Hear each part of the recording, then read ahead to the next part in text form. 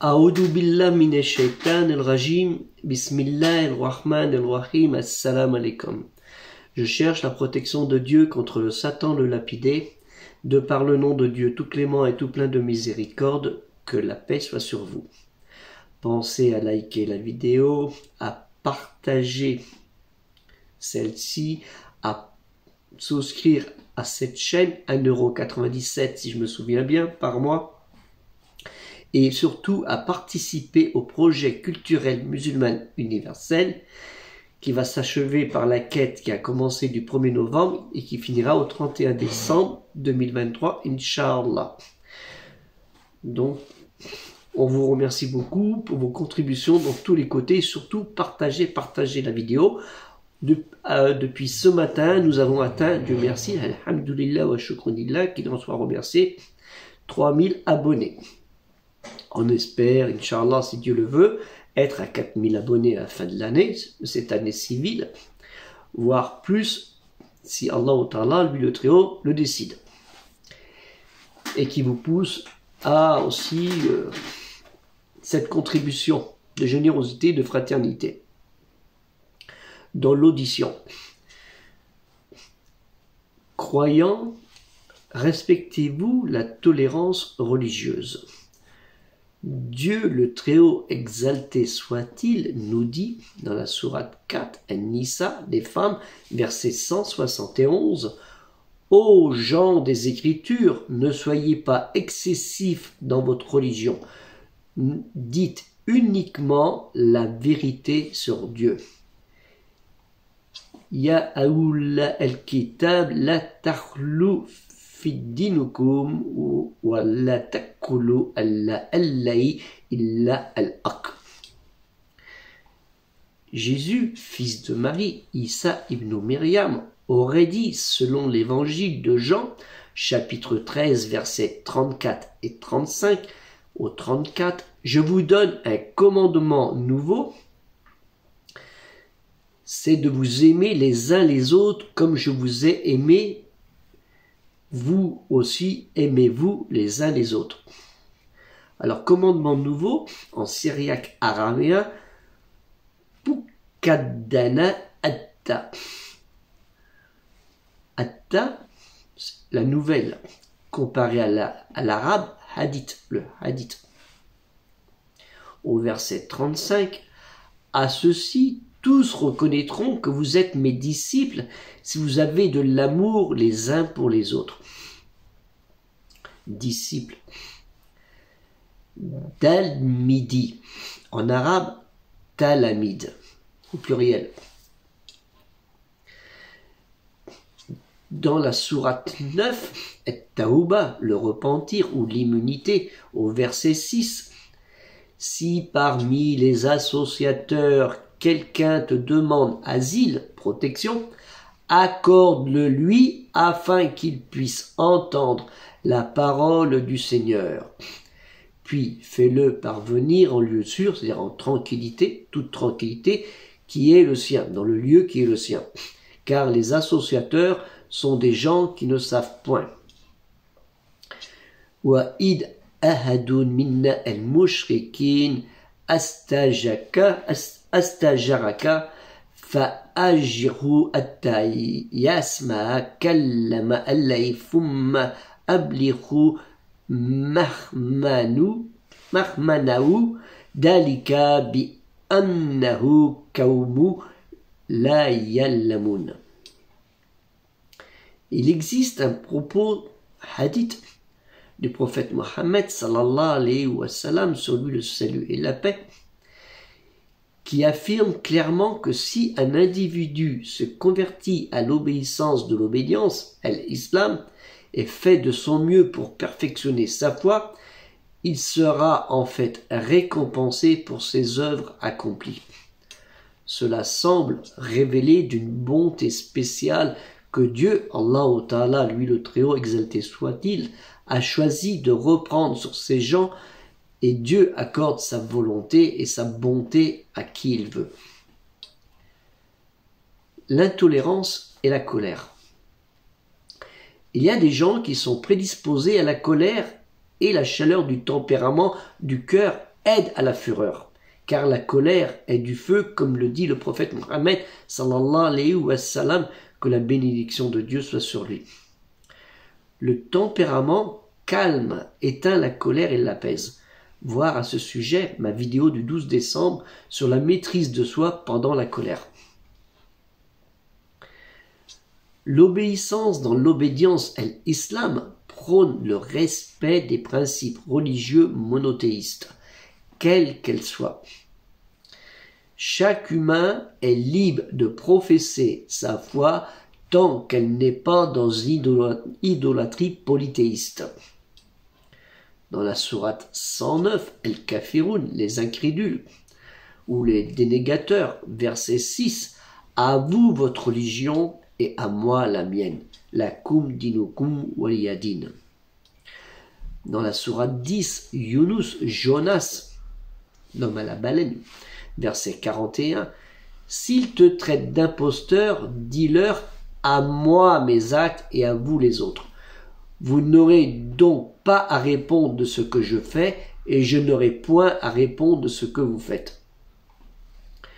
Wa in kaddabuka fakul li ammali wallakum ammalukum antu bari'una mimma ammalu wa anna bari'un mimma tamalun. Dieu élève l'idée du respect de la personne humaine en un principe intangible.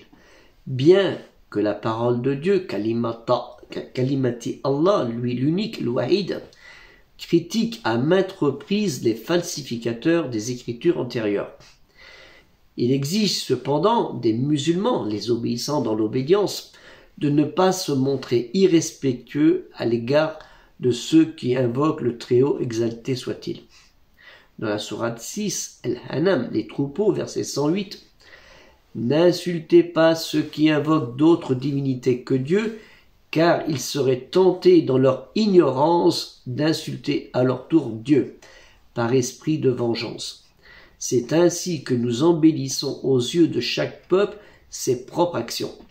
Puis ils se retourneront tous à leur Seigneur, qui les informera de leurs actes passés. وَلَا تَسُّبُوا الَّذِينَ يَدْعُونَ مِن دُونِ اللَّهِ فَيَسُّبُّوا اللَّهَ عَدْوًا بِغَيْرِ عِلْمٍ كَذَلِكَ زَيَّنَ لِكُلِّ أُمَّةٍ أَمَّالَهُمْ ثُمَّ إِلَى رَبِّهِمْ مَرْجِعُهُمْ فَيُنَبِّئُهُمْ بِمَا كَانُوا يَعْمَلُونَ. L'idée centrale de la tolérance dans l'humain et dans la foi personnelle de l'humain est résumée dans ces versets. Dans la sourate 49, El-Hujurat, les appartements, au verset 13, ô humains, nous vous avons créé d'un mâle et d'une femelle, et nous avons fait de vous des nations et des tribus pour que vous entreconnaissiez de votre généalogie commune. Le plus noble d'entre vous auprès de Dieu est le plus pieux. Dieu, certes, est omniscient et grand connaisseur, bien informé. Ya ayyuhan-nas inna khalaqnakum min dhakarin wa untha wa ja'alnakum shu'uban wa qaba'ila lita'arrafu inna akramakum inda Allahi attaqum inna Allaha alimun kabirun. Dans la sourate 2, El-Baqarah, la vache, au verset 236, point de contrainte en religion maintenant que la vérité se distingue nettement de l'erreur. Désormais, celui qui renie les fausses divinités pour vouer sa foi au Seigneur aura saisi l'anse la plus solide, sans crainte de rupture. Dieu est audient et omniscient.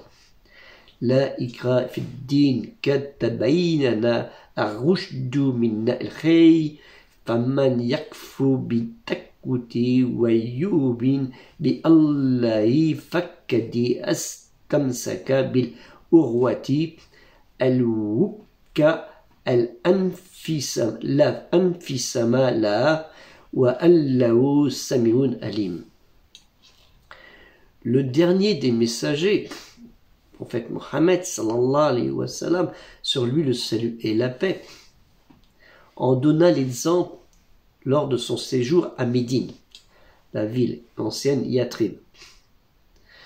En effet, dans cette ville de Médine et l'ancienne Yathrib, des enfants pratiquaient soit le judaïsme, soit le christianisme, contrairement à leurs parents qui, pour certains, avaient adhéré à la dernière révélation, celle de l'obéissance dans l'obédience, l'islam. Les adultes, devenus musulmans, recoururent à des moyens contraignants pour engager leur progéniture à embrasser la nouvelle religion. Le prophète Mohammed, sallallahu alayhi wa sallam, sur lui le salut et la paix, s'éleva contre leurs procédés.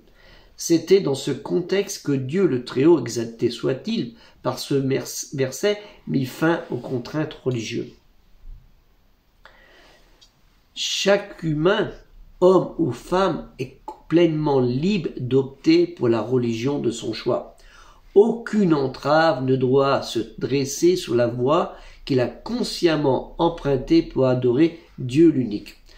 Toute pression exercée à son encontre pour le contraindre à professer une religion contraire à ses idées est incompatible avec la doctrine de l'obéissance dans l'obédience l'islam, car la direction tracée par Dieu le Très-Haut est claire. L'homme ou la femme doué de raison est en mesure de distinguer valablement le chemin qui mène à Dieu le Très-Haut de celui qui conduit à la perfection. Ceux qui s'égarent volontairement dans la vénération de divinités autres que le vrai et unique Dieu supportent seuls les conséquences de leur mauvais choix.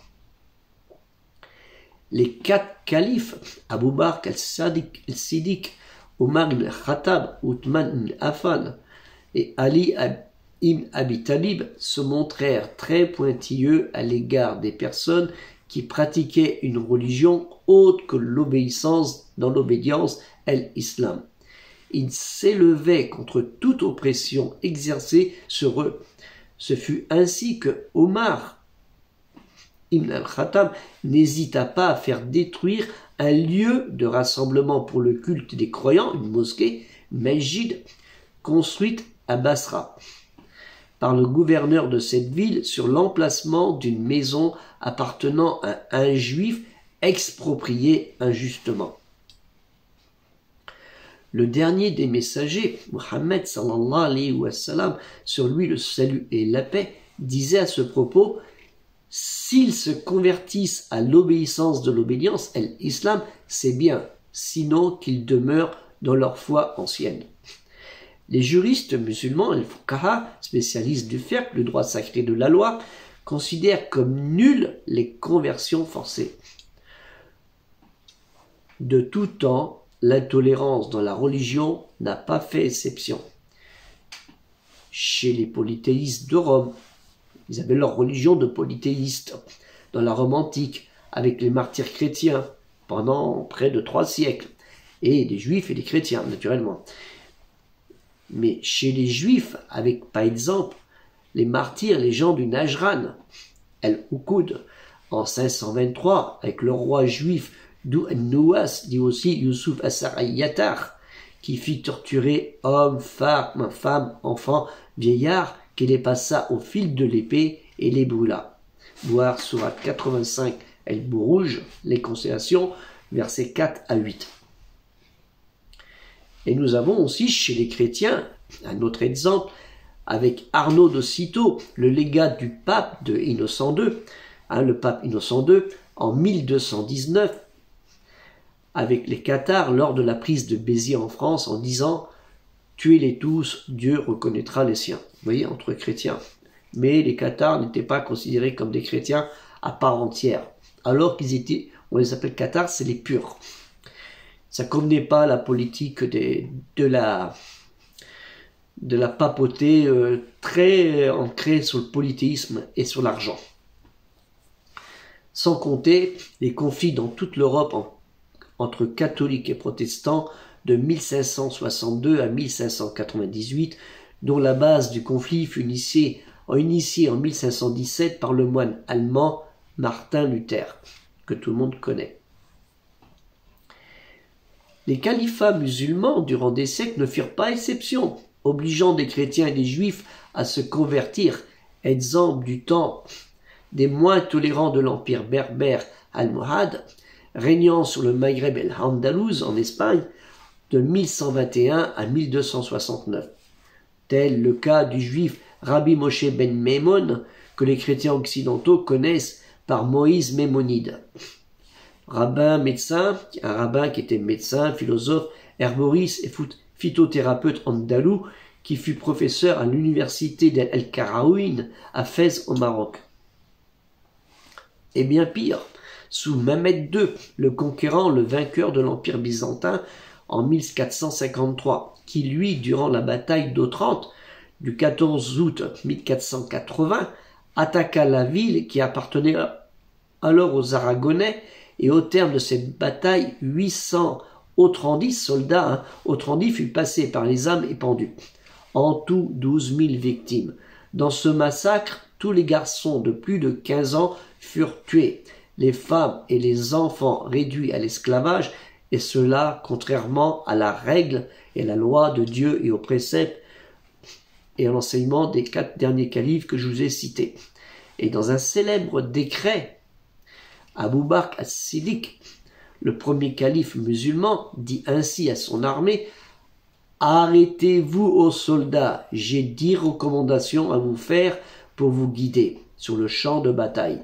Ne commettez aucune trahison et ne vous déviez pas du droit chemin.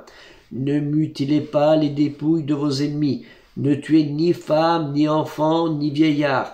Ne coupez aucun arbre fruitier, ne détruisez aucun lieu habité et n'égorgez aucun mouton, vache ou chameau de vos ennemis, sauf pour votre nourriture. » À ce jour, au XXe siècle, XXIe siècle, nous en sommes encore loin. Et pour certains d'entre eux, malheureusement, l'histoire nous fait honte, elle nous fait défaut. De nos jours, des individus, se disant musulmans, d'un pseudo-État islamique, sont malheureusement des modèles à ne pas suivre. Au vu de tout ce qu'on voit, de leur motivation cruelle. Que Dieu nous permette de tirer bénéfice de sa parole, kalimati Allah, et nous fasse suivre les pas bénis du dernier des prophètes, Mohammed sallallahu alayhi wa sallam, lui qui est aussi messager et avertisseur. Amin. La louange est à Dieu seul, le créateur du monde. Alhamdulillah Rabbil Alamin. Assalamu alaikum, que la paix soit sur vous.